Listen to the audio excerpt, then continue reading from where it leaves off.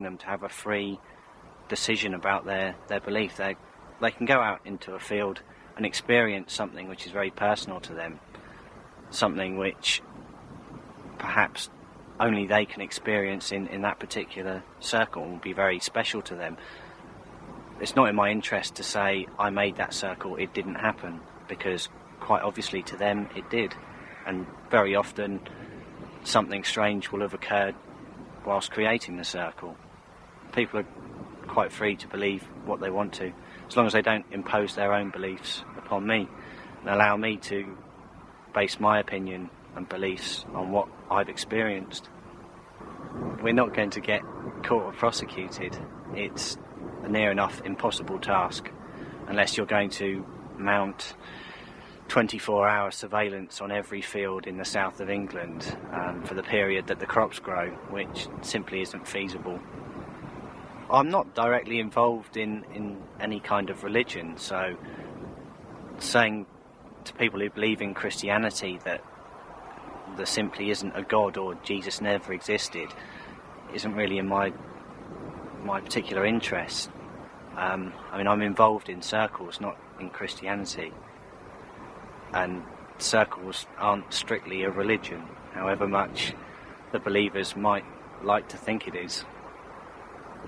Exactly the same amount of right as anyone who researches the circles has to market a product which ultimately is on the backbone of something I've made, and exactly the same amount of right as a farmer has to charge £2 entry fee into its field. They kind of need us, we need them. Without the publicists of our product, it makes it, well, renders it 50% useless, really. It's something which needs to interact with the media, with the public, and without that, it goes unseen. It's just for me to know about and people I've made the circle with. No believers really know that I play quite as big a part as I do in circle making. Until now, perhaps. Absolutely, it's one of the main reasons why I make circles. It's perhaps not every circle that you go out and make has some kind of paranormal experience, but at least one every year for the last 5 years,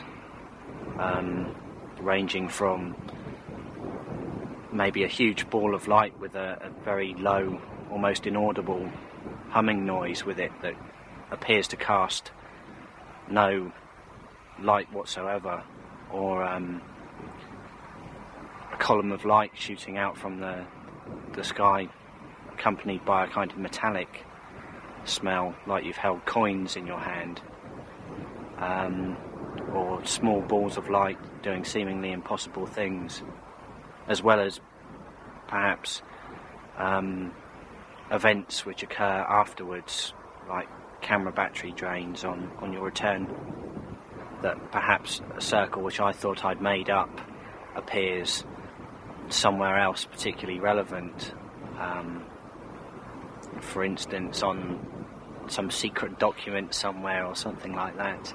If I've made a circle and I think that I've purely and simply come up with that design from my own consciousness, that maybe someone else has drawn out that sign or symbol, or had some direct relevance to that and experienced that symbol somewhere else. It seems now that there's been quite a huge shift in perception from the believers, that whilst formerly they're quite happy to believe that the circles were made by some supernatural force, that now they're more than happy to believe that the circles can be made by humans, but it doesn't matter. The shapes that are appearing in the fields are giving inspiration and allowing for people to enjoy perhaps the countryside and the phenomena. Whereas beforehand, if you mention the word hoax, you'd get a scornful look and perhaps be targeted for some aggressive behaviour.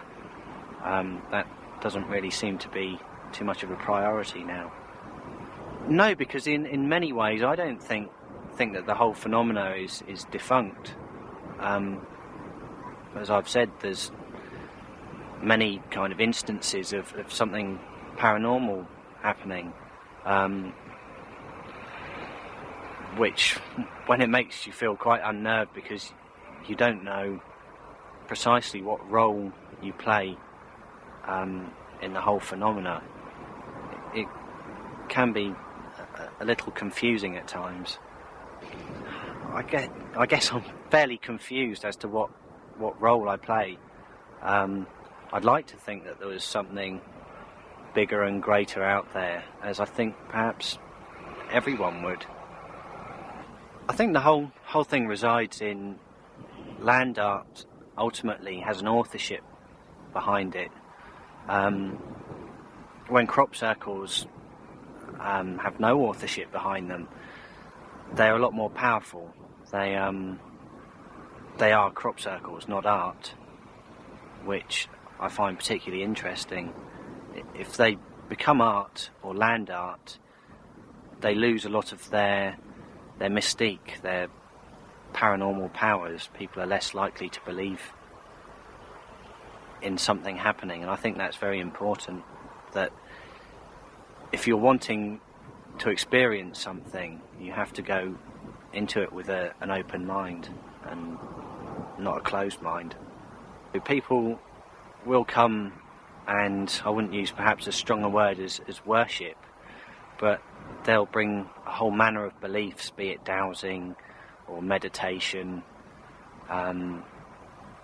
or just simply wanting to experience a particular change in atmosphere or energy.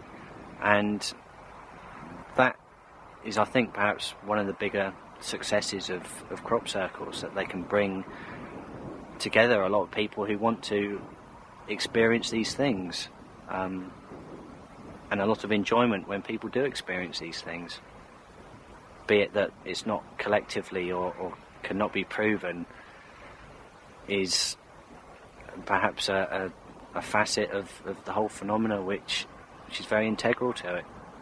Well, I would consider myself an architect of temporary sacred sites, depending on what people experience when they're in that temporary temple.